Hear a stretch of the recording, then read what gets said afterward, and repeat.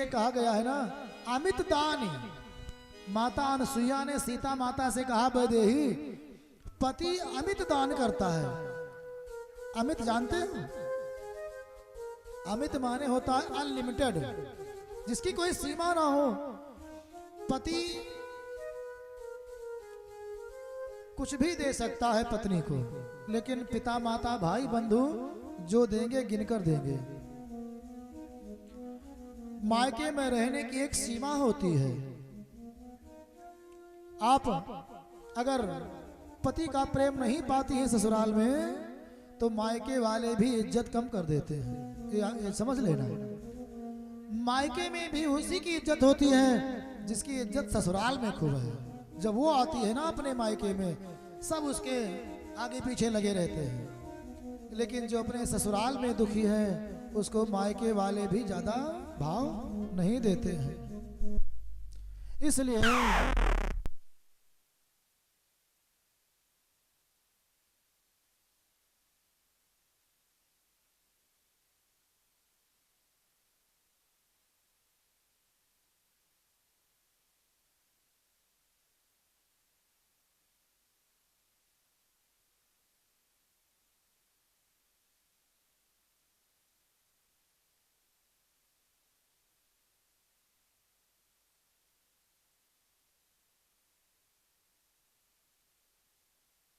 आज जब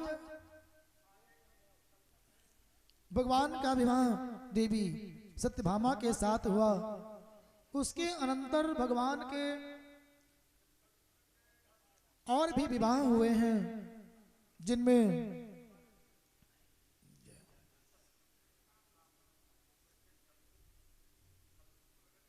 कालिंदी देवी हैं, लक्ष्मणा, सत्या, नागनजिति जिनका नाम है, मित्र वृंदा, भद्रा, ये भगवान की 8 पटरानियां हैं।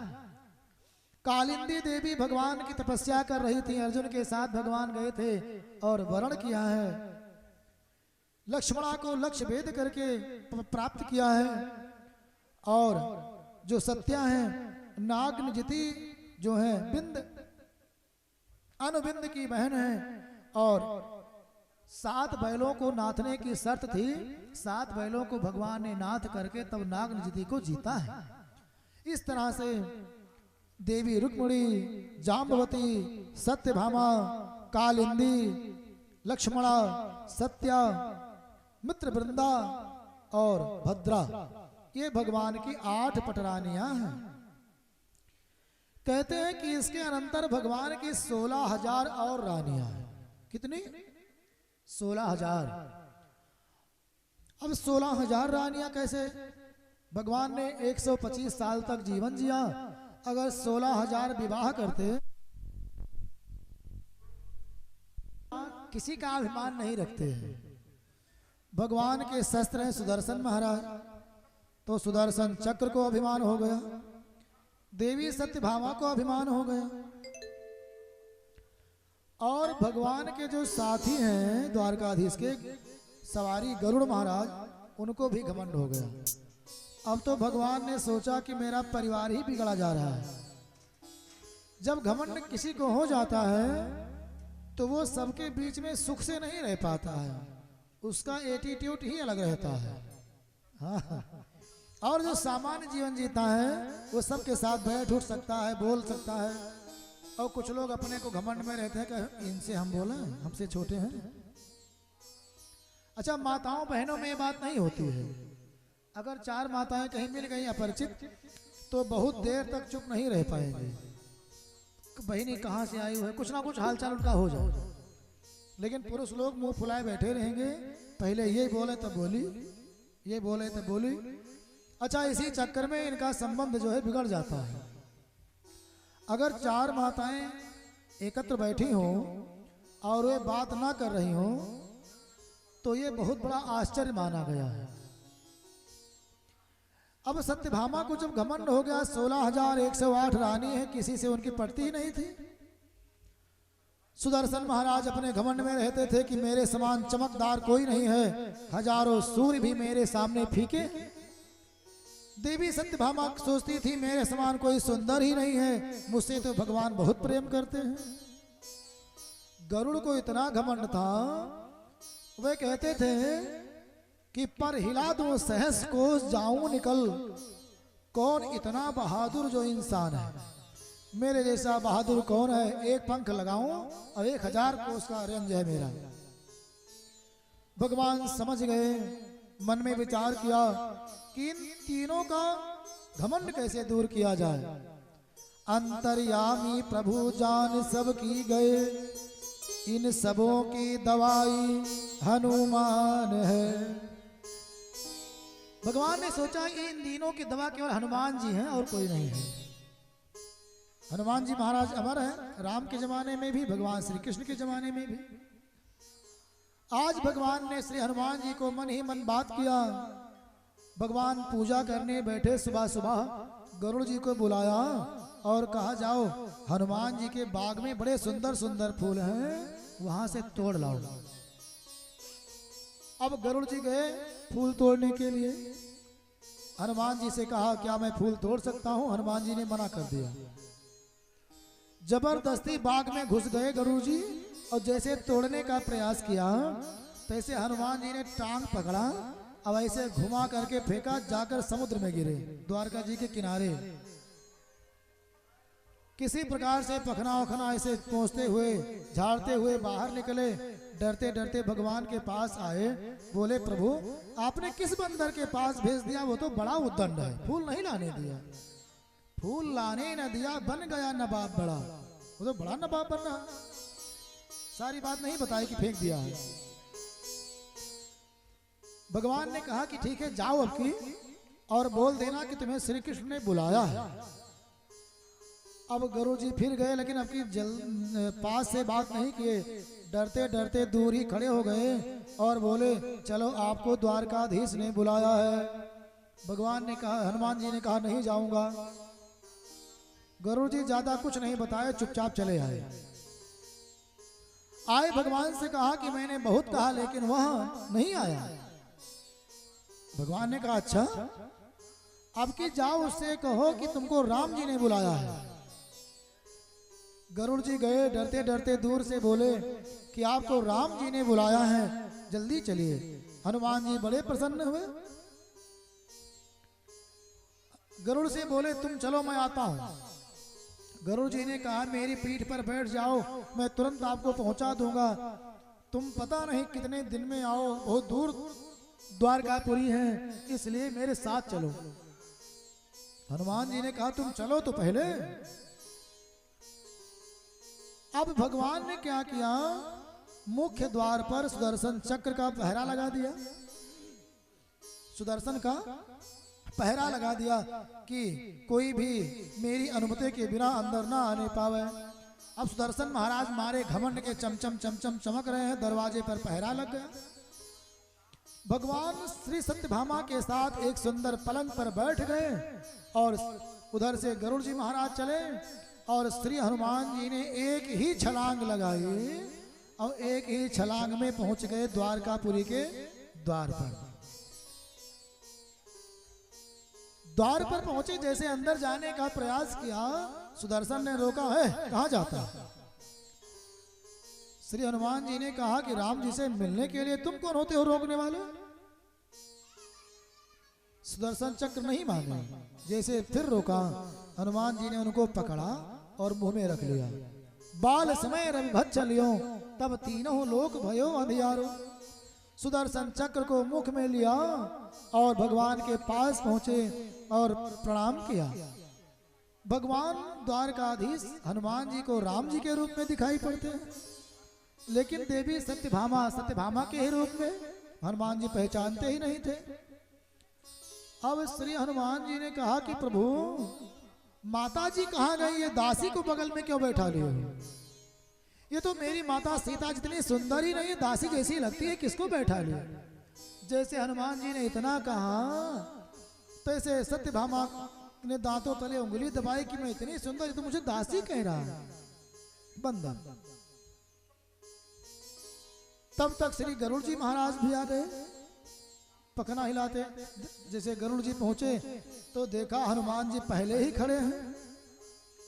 जैसे हनुमान जी को देखा गरुड़ जी शर्मिंदा हो गए कि हम तो घमंड करते थे कि सबसे तेज हम ही चलते हैं, लेकिन ये कौन सा बंदर है कि हमसे पहले पहुंच गया। भगवान मुस्कुराए गरुड़ के देख करके, और जैसे भगवान मुस्कुराए तैसे हनुमान जी भी हंस दिए। भगवान की माया जानते थे, और जैसे हनुमान जी हंसे तैसे मुंह खुला, और मुंह खुला सुदर्शन चक्र बाहर गिरे, घम से बाहर गिरे, शर्माते शर्माते दूर खड़े हुए। आज तीनों का अभिमान भगवान ने चूर कर दिया।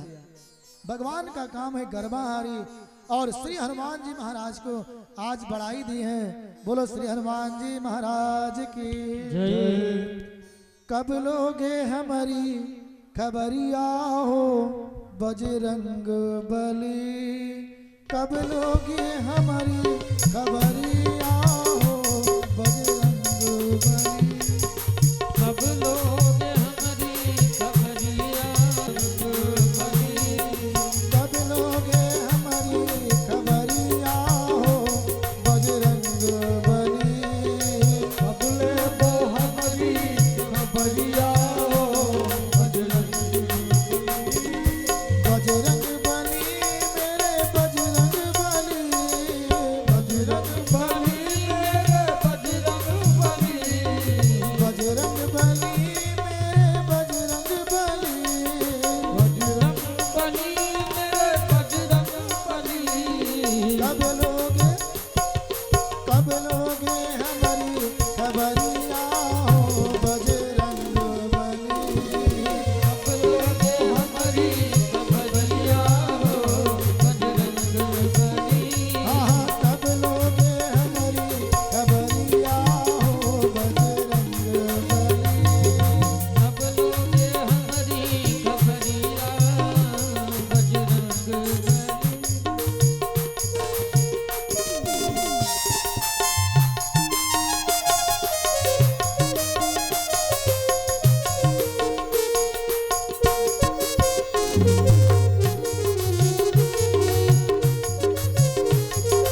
बोलो हनुमान जी महाराज की जय।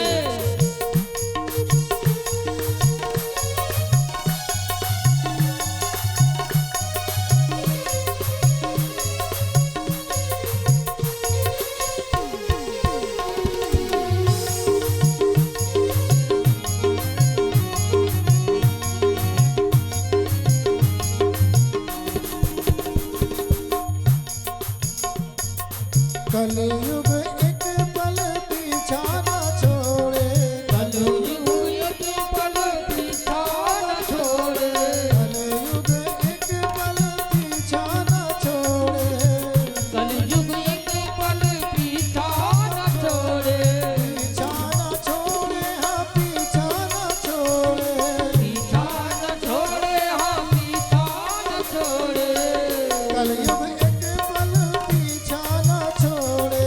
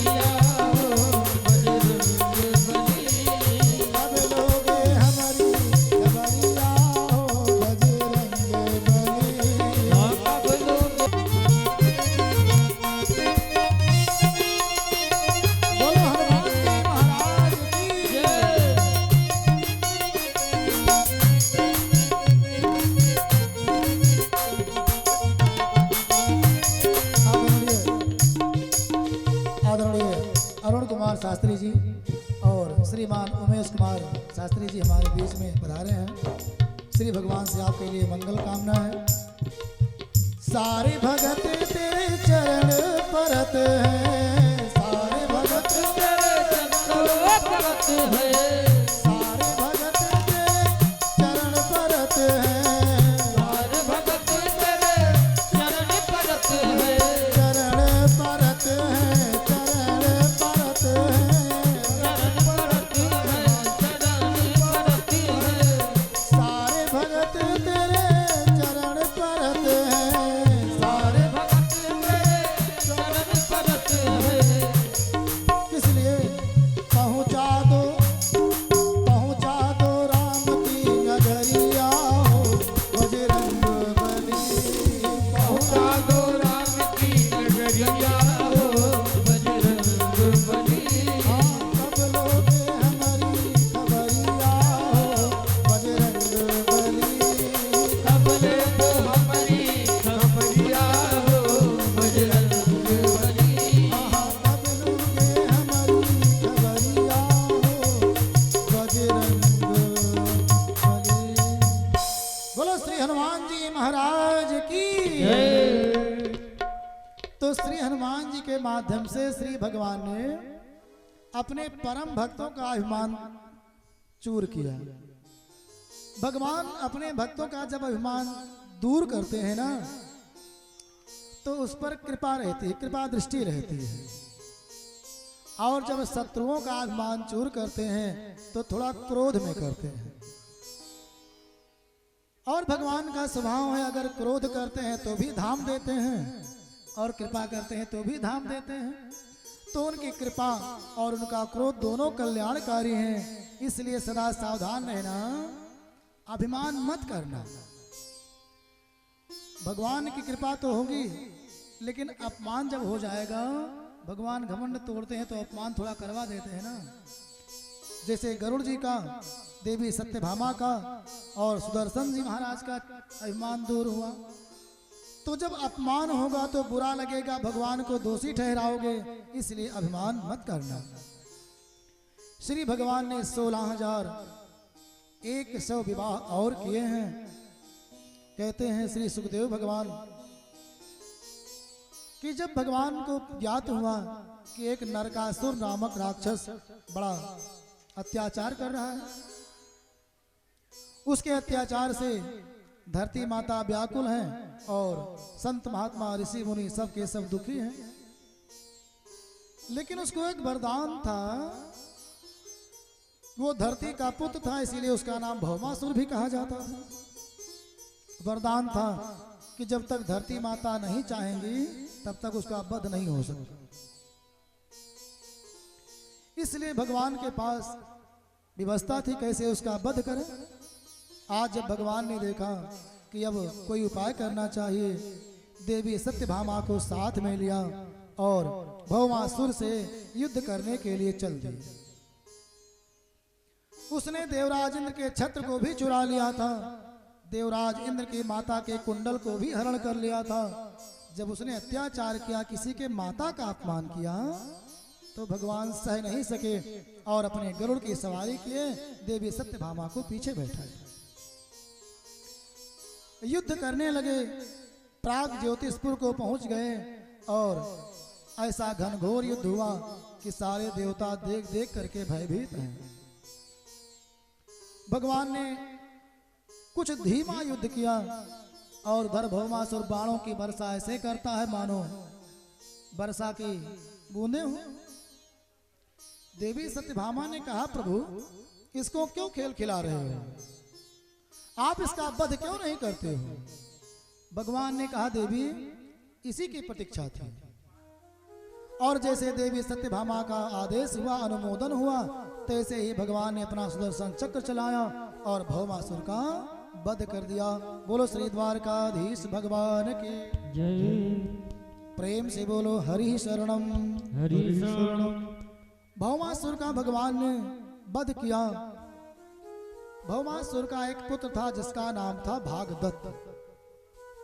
भगवान की शरण में आया, भीतः प्रपन्नार्ति हरोपसादितः वो डरा हुआ और भगवान को जानता है कि प्रपन्न के शरण है भगवान। भगवान ने उसको शरण दिया और राजा बना दिया। भगवान किसी राजा को मारे हैं, वध किए हैं, तो उसका राज स्वयं नहीं लिया, उसके ही परिवार को, चाहे भाई को, चाहे पुत्र को समर्पित किया है। क्योंकि भगवान का लक्ष्य ऐसा तो है नहीं कि राज्य विस्तार करना है, उन्हें तो केवल धरती का भार हरण करके संत महात्माओं, साधु जनों को सुखी करना है। जब कारागार की ओर दृष्टि गई, सूचना प्राप्त हुई कि इसने अनेक कन्याओं को अपने यहाँ कैद कर रखा है, बंद कर रखा है। भगवान पहुंचे हैं वहां और समस्त कन्याओं को भगवान ने जब कारागार से मुक्त किया, सारी देवियां हाथ जोड़ करके प्रभु के सामने खड़ी हो गई। प्रभु, आपने मुझे इस दुष्ट के कारागार से मुक्ति दिलाई है, आपको बारंबार प्रणाम करती हैं। भगवान ने कहा, देवियों सौभाग्यवती भो। देवियों ने कहा, प्रभु सौभाग्यवती हम तब रहेंगे जब हमें कोई वरण करेगा। इतने दिनों से इस दुष्ट राजा के कारागार में हम लोग बंद थे, तो हमसे कौन विवाह करेगा? या तो हम आत्महत्या करें और या तो फिर अनुचित मार्ग का अनुसरण करें, इसके अलावा कोई दूसरा चारा मेरे पास बचता नहीं है। इसलिए हम सब ने विचार किया है, तीसरा रास्ता आपके शरण है, और अगर आपकी शरण मिल जाती है तो इससे अच्छा और कुछ भी नहीं है। भगवान ने कहा, गोल मोल मत समझाओ, सीधा सीधा बताओ। देवियों ने कहा, प्रभु आप ही हमको वरण कर लीजिए। भगवान ने देवी सत्यभामा की ओर देखा। सत्यभामा को भी दया आ गई उन देवियों के ऊपर और अनुमोदन कर दिया। भगवान ने उन सभी 16,100 कन्याओं का वरण किया और द्वारकापुरी लेकर के आए। देवी रुक्मिणी ने जैसे सभी अपनी बहनों का स्वागत सत्कार किया था, उसी प्रकार से 16,100 और जो रानियां आई उनका भी स्वागत सत्कार, रहने की व्यवस्था। अर्थात उनको कभी ये नहीं लगा कि गोविंद से मेरा प्रेम बट जाएगा, क्योंकि वे भगवान का प्रभाव जानती हैं, स्वभाव जानती हैं। कण कण में भगवान का निवास है, वे तो सबके पति हैं, सबके पास सदा रहते हैं। इसलिए देवी रुक्मिणी भगवान की हर लीला में पूरा पूरा सहयोग करती हैं। देवी रुक्मिणी आज भगवान की सेवा कर रही है, पंखा चल रही है। आजकल तो ये स्विच ऑन करो पंखा चल जाता है ना? स्विच ऑन करो पंखा चल जाता है। उस सेवा में मजा नहीं है। जो मजा, जो आनंद पति के लिए पंखा झलने में, अपने आंचल से उनके पसीने को पोंछने में है, वो सुख ये बिजली वाला पंखा अपने आप चल गया उससे नहीं है। इसलिए कभी कभी पंखा वंखा बंद करके स्वयं सेवा करने का प्रयास किया करो।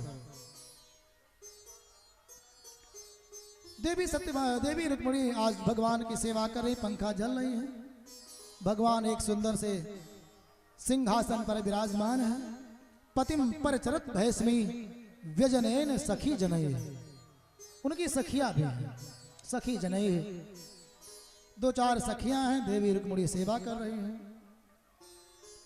बहुत दिन हुआ था भगवान को थोड़ा सा आनंद कम आया था। आज मन में आया थोड़ा सा हंसी मजाक हो जाए, परिहास, विनोद, प्रमोद। कैसे करें? देवी रुक्मिणी से बोले कि हे देवी, आपने मेरा वरण आखिर क्यों किया, किस कारण से किया? मैं ना तो बहुत सुंदर, मुझे लोग काला काला कहते हैं, मेरा नाम ही कृष्ण है, कृष्ण का मतलब ही काला होता है। तो किसी देवी से पूछो कि वर कैसा चाहिए, तो सभी कहेगी सुंदर। कन्यां वरयते रूपम माता वित्तम पिता श्रुतम बांधवा कुल भिच्छन्ति मिष्ठान्नम इतरे जना। कन्या वरयते रूपम, कन्या चाहती है कि मेरे स्वामी खूब सुंदर हो, कहीं साथ में जाए तो शर्मिंदा ना होना पड़े। एक देवी बड़ी भगवान की भक्त थी, सही बात है, कोई किस्सा कहानी नहीं है। तो एक पुरुष के साथ ही तो ऐसे कुछ बात चली, तो मैंने कहा ये कौन है, तो उन्होंने गोल मोल उत्तर दिया, छिपाया कि मेरे पति हैं। बाद में मुझे पता चला कि इनके पति हैं। क्यों छिपाया? क्योंकि थोड़ा सा वो कम सुंदर थे, तो वो चाहती हैं कि ऐसी स्थिति ना आवे कि छिपाना पड़े। तो इसलिए कन्या वरयते रूपम, कन्या रूप का वर्ण करती है। माता वित्तम, माता प्रियतम मुझे बनाई हो ना, मुझे बताओ किस गुण पर अपनाई हो, प्रियतम मुझे बनाई हो, प्रियतम मुझे बनाई हो ना, प्रियतम मुझे बनाई हो।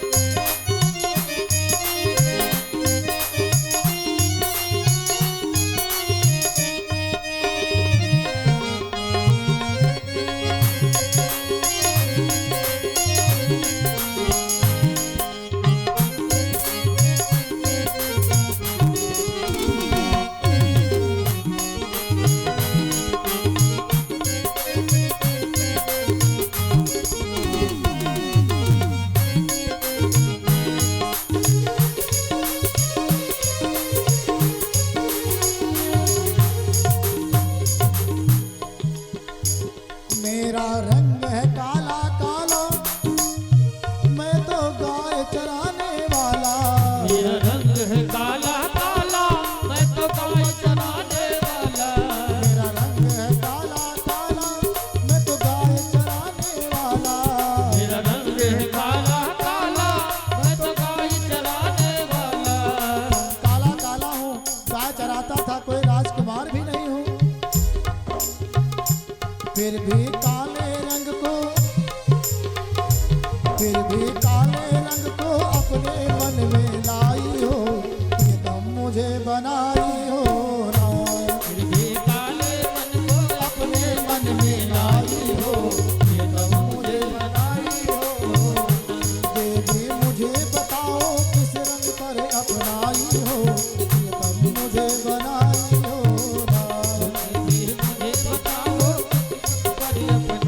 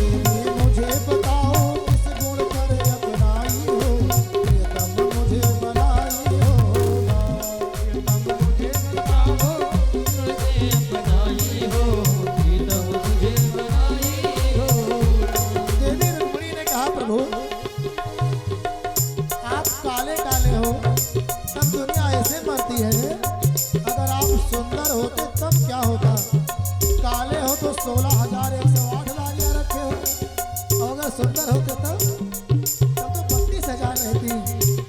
देवी रुक्मिणी ने कहा काले होकर अजब निराले जाने वही पड़ा जो पाले।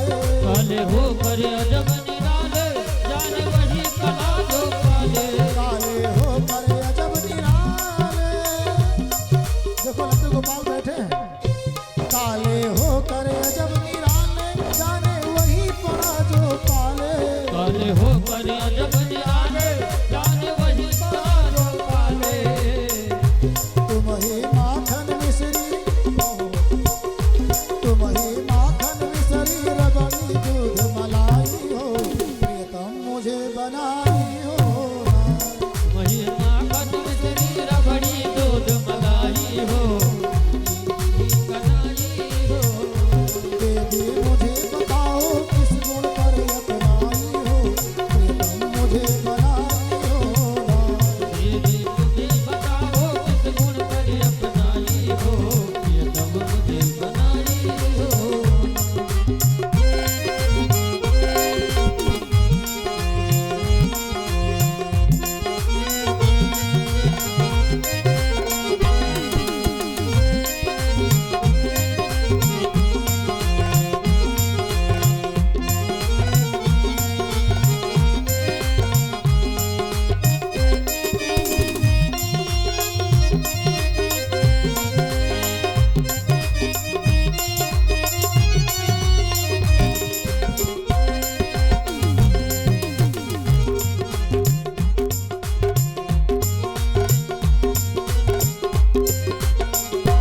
माथे मोर मुकुट मणि सोहे, माथे मोर मुकुट मणि सोहे, सारी दुनिया तुम पर मोहे। माथे मोर मुकुट मन सोहे, सारी दुनिया तुम पर मोहे। माथे मोर मुकुट मणि सोहे, सारी दुनिया तुम पर मोहे। माथे मोर मुकुट मन सोहे, सारी दुनिया तुम पर मोहे। तुम ही बंसी बीड़ा, जय हो, तुम ही बंसी बीड़ा मधुर राग सहनाई हो, प्रियतम मुझे बनाई हो। तुम ही बंसी बीड़ा मधुर राग सहनाई हो, प्रियतम मुझे बनाई हो। देवी मुझे बताओ किस गुण पर अपनाई हो, प्रियतम मुझे बनाई हो। आगे भी मुझे बताओ किस गुण पर अपनाई हो, प्रियतम मुझे बनाई हो। देवी मुझे बताओ किस गुण पर अपनाई हो, प्रियतम मुझे बनाई हो। आगे भी मुझे बताओ किस गुण पर अपनाई हो, प्रियतम मुझे बनाई हो। माता रुक्मिणी ने कहा प्रभु आप काले हो तब लोग इतना मरते हैं, गोरे होते तो क्या होता। आप कहते हो मेरे माता पिता नहीं हैं, आप संसार को माता बनाओ संसार को पिता बनाओ तो मेरा क्या जाता है। आप कहते हो कि मैं स्थल छोड़ करके जल में रहता हूँ, हे नाथ आपका तो नित्य निवास ही जल में है, आपका नाम ही नारायण है। नार अर्थात जल, अयन माने घर, आपका तो जल में घर ही है। और देवी रुक्मिणी ने दूसरी बात बड़ी सुंदर कही। देवी ने कहा कि हे नाथ आप शुष्कता में रहते ही नहीं हो, जिसका हृदय द्रवित है, जिसके हृदय में करुणा का जल भरा है, आप उसी के हृदय में निवास करते हो, आपका तो जल ही में निवास है। एक महीन बात बताएं आपको, जल जानते हैं ना आप लोग बहुत बर्बाद करते हैं। एक गिलास पानी का काम है, मोटर चला देंगे मंजन करते रहेंगे, जल बहता रहता है। नहाने बैठेंगे तो बाल्टी में पानी टोटी चलती रहती है और नहाते रहते हैं। जल का मतलब ही भगवान होता है। जल में दो अक्षर हैं, ध्यान से सुनना। सब लोग पढ़े लिखे विद्वान बैठे हैं, हमसे भी जानकार लोग बैठे हैं। अब आपने मुझे ऊंचे बैठा दिया है तो हम क्या करें, बाकी आप लोग हमसे भी ज्यादा समझदार हैं। तो जल का मतलब होता है ईश्वर। जल में दो अक्षर है, जा और ला। तो जा का अर्थ होता है जन्म होना। जैसे उदाहरण के लिए पंकज, पंकज माने कमल, तो पंकेश जायते इत पंकजः, जो पंख, पंख माने कीचड़, जो पंख में जन्म लेता है पंकज, पंकज, जो कीचड़ में जन्म लेता है उसको पंकज कहते हैं। जलज, जल में जन्म लेने वाला जलज, अर्थात जा का तात्पर्य है जन्म लेना और ला का तात्पर्य है लय होना। तो जायते यस्मात् लियते यस्मिन, जिससे ये संसार जन्म लेता है और जिसमें लीन होता है उसी का नाम है जल। जल जायते यस्मात् लियते यस्मिन, क्योंकि प्रलय भी जल से ही होता है और सृष्टि के आदि में भी जल रहता है, जल से ही सबका प्रादुर्भाव हुआ है। तो जल साक्षात भगवान है, इसलिए कभी जल की बर्बादी नहीं करना चाहिए। और आप लोग जानते हैं कि पीने लायक जल केवल 2% है, 3% के आसपास, 2.5% है, बाकी समुद्र खारा सब भरा हुआ है। इसलिए पानी की बर्बादी करने का मतलब हुआ भगवान का अपमान। अतः सबसे निवेदन है उतना ही जल गिराओ जितना बहुत आवश्यक हो। तो भगवान का निवास जल में ही है। माता रुक्मिणी ने कहा कि आप भाग करके जल में आए हो, आप तो जल ही में रहते हो। आपने कहा कि मैं पराक्रमी नहीं हूं। हे नाथ, आप अपने भक्तों के लिए पराक्रम दिखाते कहां हो? आप तो अपने भक्तों के लिए सुंदर बालक बन करके वात्सल्य का प्रदर्शन करते हो। माता रुक्मिणी ने बड़ी सुंदर सुंदर बातें कही। भगवान मुस्कुराकर बोले, देवी इसी बहाने आपका ज्ञान तो मुझे मालूम हुआ। भगवान ने कहा, देवी अगर गृहस्थाश्रम में रहना है तो बड़े आनंद के साथ रहना चाहिए। गृहस्थाश्रम के कुछ नियम शास्त्रों में कहे गए हैं। क्या नियम है? सभी ध्यान से सुनना। सानंदम सुधिनम सुताश्च सुधिया कांता मनोहारिणी सनमित्रम सुधनम स्वयोषितरति सेवारता सेवका आतिथ्यम सुरपूजनम प्रतिदिनम मिष्टान्न पानम गृहे साधु संग उपासना च सततम धन्यो गृहस्थाश्रमः। गृहस्थाश्रम धन्य है, सबसे अच्छा आश्रम गृहस्थाश्रम। चिड़ै चिरंगुल पशु पक्षी जितने हैं साधु महात्मा सब आप के यहाँ से हिस्सा पाते हैं। तो यहाँ रहने का नियम जो है सानंदम सुदिनम, अगर सुंदर दिन हो जाए तो समझो बड़ा आनंद है। तो सुंदर दिन कैसे होगा? प्रातः काल उठे, कराग्रे बसते लक्ष्मी, कर मध्य सरस्वती, कर मूले तो गोविंदा, प्रभाते कर दर्शनम। सुबह सुबह अपने हाथों का दर्शन करिए, क्योंकि हाथ रत्न माने गए हैं। कारण इसका क्या है जानते हैं? आंख खुले, पता नहीं कौन सी वस्तु पहले आंख के आगे आ जाए, अशुभ हो जाए, इसलिए अपने हाथ को ही देख लो। धरती माता को प्रणाम करो। समुद्र वसने देवी पर्वत अस्तर मंडले विष्णु पत्नी नमस्तुभ्यम पाद स्पर्शम क्षमस्व में। हे धरती माता, आपके वस्त्र समुद्र ही है। 70% समुद्र है ना, तो 70% धरती को समुद्र घेरे हैं। आपके वस्त्र समुद्र हैं, आपके स्तन पर्वत ही हैं, आपका मुकुट भी पर्वत है। आप भगवान विष्णु की पत्नी हो। हे देवी, आपके ऊपर मैं पैर रखने जा रहा हूं, मुझे क्षमा करना।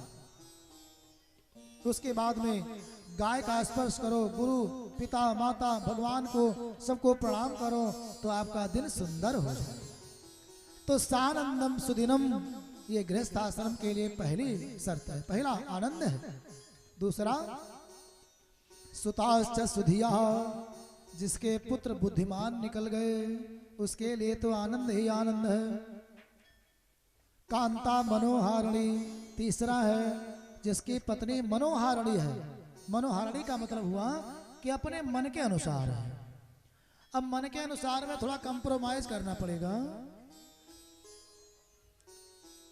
कंप्रोमाइज ये करना है कि अगर पत्नी कम सुंदर है तो मनोहारिणी बनाना पड़ेगा। क्यों? क्योंकि जैसे आप हो वैसे पत्नी आपकी है, तो कम सुंदर है तो भी सुखी रहो और ज्यादा सुंदर है तुम्हारा ठीक है। अर्थात कांता मनोहारिणी होनी चाहिए। अगर मनोहारिणी नहीं है तो मनोहारिणी बनाओ अगर सुखी रहना है, नहीं तो हम नहीं जानते हैं। कांता मनोहारिणी सन मित्रम, जिसके अच्छे अच्छे 4-6 मित्र हैं। ज्यादा मित्र मत बनाओ फेसबुक वाले, 4-6 मित्र रहें जो मौके पर काम आ जाएं। सन मित्रम सुधनम, जिसके पास नीति से न्याय से धन आ रहा है, 4 पैसा आ रहा है, वह सुखी है, वह गृहस्थाश्रम अच्छा है। स्वयोषित रति, और अपनी पत्नी में प्रेम है, दूसरी पत्नी से प्रेम नहीं है, ये बहुत बड़ा सुख है। स्वयोषित रति, अपनी ही पत्नी से प्रेम है। सेवा रता सेवका, जिसके सेवक बड़ी सुंदर सेवा करने वाले हैं। आतिथ्यम, जिसके यहाँ अतिथि भी खूब आते रहते हैं, सेवा करने का मौका मिलता रहता है। आजकल तो मोटरसाइकिल कार का जमाना हो गया, तो अतिथि लोग आते हैं, पाए लागी जियो कह के निकल लेते हैं। अब तो रात रुकने का मौका ही उनके पास नहीं है।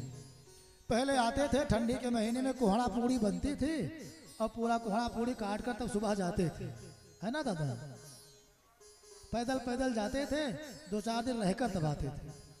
लेकिन अब आतिथ्य करने का मौका नहीं मिलना है। कुछ भी मिले उतने में सेवा करो। समधी दमाद जो पूज्य लोग हैं, 1 घंटा के लिए आवे, उनके बिना पैर धोए उनकी सेवा मत करो, पहले उनका चरण धो। आपके पुरोहित आवे, आपके पंडित जी आवे, आपके दामाद आवे, समधी आवे, फूफा आवे, उनके पैर धोने का प्रयास करो। क्योंकि लिखा है नयत्र विप्रोदक कर्दमानी, नयत्र विप्रोदक कर्दमानी, जिसके घर पर ब्राह्मण के चरणों के धोए हुए कीचड़ नहीं हो जाते हैं। स्वाहा सुधाकार विवर्जितानी, श्मशान तुल्यो नरो गृहाणी, उसका घर श्मशान के समान माना गया है। इसलिए अपने मान्य ब्राह्मणों के चरणों का कीचड़ द्वार पर करो, उनके पैरों को धोइए। तो आतिथ्य जिसके यहाँ होता है, सेवा होती है। 5 यज्ञ में प्रमुख यज्ञ है आतिथ्य।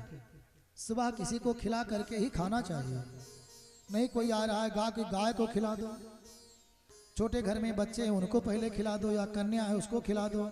अर्थात किसी ना किसी को खिला करके ही तब खाओ। अगर अतिथि कोई भी आ गया, किसी भी जाति का आ गया, अमीर है, गरीब है, काला कलूटा है, आपको नहीं पसंद है, आपसे बैर है, लेकिन सुबह सुबह आ गया अगर, तो उसकी कुछ ना कुछ है, भैया पानी पिए जाओ 1 गिलास, बिना पानी पिए अगर जाने देंगे तो आपका पुण्य ले जाएगा, अपना पाप दे जाएगा। और एक बात और है, अगर अतिथि आ गया, उसने अपने हाथ से कुर्सी लिया और बैठ गया, तो भी दोष लगता है।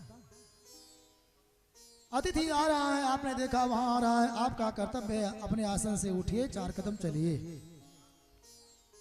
नहीं चल सकते हैं उठ जाइए, लेकिन ऐसा नहीं कि गोड़ पर गोड़ धरे बैठे हैं और अतिथि आवे कोई सम्मान नहीं। सम्मानित हो, बड़ा हो, पूजित हो, छोटा हो, कैसा भी हो, अतिथि देवो भव, देवता होता है। तो जिसके यहाँ अतिथि का पूजन होता है, सूर्य पूजनम, देवताओं की पूजा भी धूप अग्यार अगरबत्ती, जो कुल देवता है उनके लिए समय समय पर पूजन होता है, रोज पूजन होता है, वह गृहस्थाश्रम। और मिष्टान्न पानम गृहे, जिसके यहाँ मिठाई दूध है, वो भी गृहस्थाश्रम बहुत सुखी है। भोजन की मिठाई जब दूध दही पीजिए, गुड़ की मिठाई जब गुड़ ग्राहक नरेश होए, दूध की मिठाई जब दूध, भोजन की मिठाई जब दूध दही पीजिए। लेकिन क्या करें, गाय तो अपने यहाँ लगती है, ग्वाल के यहाँ लगती है, आधा पानी आधा गंगा जल लेकर के आते हैं, देकर चले जाते हैं, दूध कहाँ पाऊं। लेकिन जिसके यहाँ दूध दही मिठाई है, वह गृहस्थाश्रम सुखी है। साधु संग, जिसके यहाँ सत्संग होता रहता है, सततम धन्यो गृहस्थाश्रम, ऐसा गृहस्थाश्रम धन्य है। श्री भगवान ने देवी रुक्मिणी से इसी बहाने गृहस्थाश्रम का सुख समझाया है।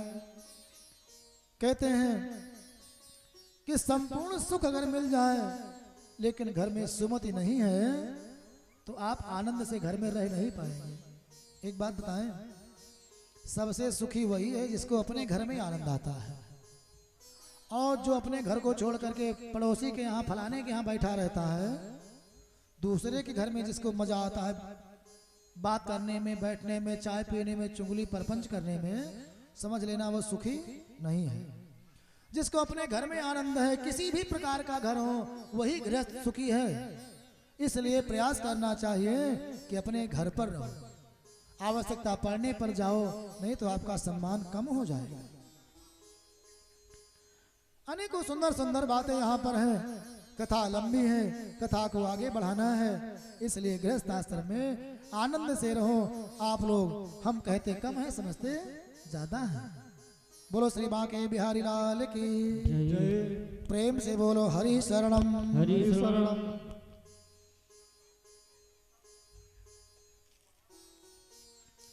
भगवान की संतति बड़ी विशाल थी, 10-10 पुत्र हुए, एक एक पुत्री हुई,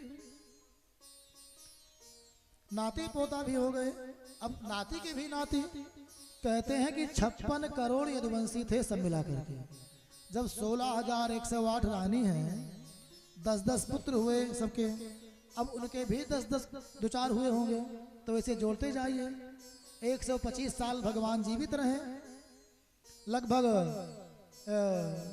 16 से 18 वर्ष की अवस्था में भगवान का विवाह हुआ।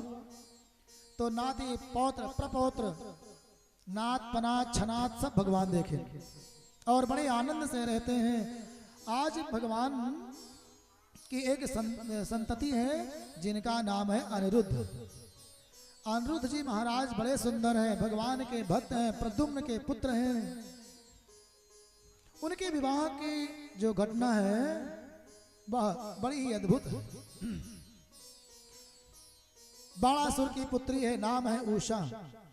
उसने आज सपने में श्री अनिरुद्ध महाराज को देखा, सुंदरता देख करके व्याकुल हो गई, मन ही मन उसी को अपना पति स्वीकार कर लिया। लेकिन मिले कैसे? उसकी एक सखी थी जिसका नाम था चित्रलेखा। उस सखी को बुलाया, बहन आज मैंने बड़ा सुंदर सा स्वरूप देखा है, लेकिन मुझे प्राप्त कैसे हो?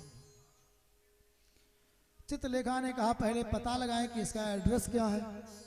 संसार के जितने सुंदर सुंदर राजकुमार थे सबका उसने चित्र दीवार पर खींच दिया अपनी माया से, मानो प्रोजेक्टर लगा दिया। दीवार पर सारे चित्र दिखाई पड़ रहे हैं, ये है नहीं, ये नहीं है, स्लाइड आगे बढ़ाओ, ये है नहीं, दूसरा है। इस तरह से सारे संसार के सुंदर सुंदर राजकुमारों का दृश्य दिखाती रही, नहीं ये नहीं है, ये नहीं है, ये नहीं है। अब चित्रलेखा का मस्तिष्क पहुंचा द्वारकापुरी। द्वारकापुरी में बलराम जी का चित्र बनाया, कुछ कुछ मिल रहा है, नहीं आगे बढ़ाओ। श्री भगवान का सुंदर सा चित्र बनाया, बोली रोको। जब वो चित्र रोका, ध्यान से देखा तो बोली है तो ऐसा ही, लेकिन ये नहीं है, इससे ज्यादा सुकुमार है। जितने प्रद्युम्न थे आदि जो भगवान के बालक थे उनका सबका चित्र बनाया। जैसे अनिरुद्ध का चित्र बनाया, तैसे देवी चित्रलेखा ने अपने दृष्टि को नीचे कर लिया। मारे लज्जा के कुछ नहीं बोल पाई, धीरे से बोली सखी यही है। चित्रलेखा ने पता लगाया ये तो भगवान का नाती है, इसको हरण करना भी आसान नहीं है। लेकिन माया का बल लगाया और अपनी माया के बल पर अनिरुद्ध का हरण कर लिया। हरण करके देवी उषा के भवन में ठहरा दिया। आज कई दिन हो गया, बाणासुर ने देखा मेरी बेटी का थोड़ा स्वभाव बदला बदला सा लग रहा है। कुछ माता पिता अपने पुत्री का स्वभाव नहीं जान पाते हैं, बैठे तब तो जान पावे। इसलिए अपने पुत्र पुत्री के पास बैठना चाहिए। उनके अगर मोबाइल रखते हैं तो मोबाइल जरूर जांच करो, चाहे लड़का हो चाहे लड़की हो। लड़का अगर मोबाइल से ऑनलाइन क्लास ले रहा है तो उसके सारे होमवर्क का जांच करिए, उसकी हिस्ट्री जांचते रहें, तब तो लड़का पढ़ करके आगे जाएगा, और नहीं तो ये फेसबुक व्हाट्सएप पर मगन रहेगा। तो बाणासुर को लगा मेरी पुत्री का स्वभाव थोड़ा सा बदला बदला सा लग रहा है। अचानक भवन में पहुंच गए, देखा सुंदर सा राजकुमार विराजमान है, बांध लिया गया। नारद जी आए, बोले हाल चाल ठीक है? भगवान ने कहा हाँ सब मजे में है। नाते पुत्र सब ठीक है? भगवान ने कहा हाँ सब ठीक है। नारद जी ने कहा इतना बड़ा परिवार है, कभी हालचाल लेते हो? कोई लड़का कहाँ है, कुछ पता है? भगवान ने कहा गोलमोल नहीं, सीधे समझाओ। नारद जी ने कहा कि एक नाती आपका वहां घूम रहा है, कारागार में कैद है बाणासुर की। भगवान ने कहा अच्छा। तुरंत ही अपने गरुड़ जी को बुलाया, सवार हुए, सारी सेना लेकर के चढ़ाई कर दिया है और बड़ी घनघोर वहां पर लड़ाई हुई है श्री भगवान के और बाणासुर की। बाणासुर बाबा भोलेनाथ का भक्त। अब भोलेनाथ महाराज आ गए बाणासुर की रक्षा में। इधर भगवान नारायण है, इधर से नारायण अस्त्र चल रहा है, उधर से भगवान पशुपत अस्त्र। इधर से अगर अग्नि वर्षा तो जल वर्षा, इधर से अर्थात ना भोलेनाथ कम और ना ही द्वारकाधीश कम। घनघोर युद्ध हो रहा है, देवता त्राहिमाम करने लगे, प्रभु आप ही सब लड़ेंगे तो कैसे कल्याण होगा, सृष्टि तो नष्ट भ्रष्ट हो जाएगी।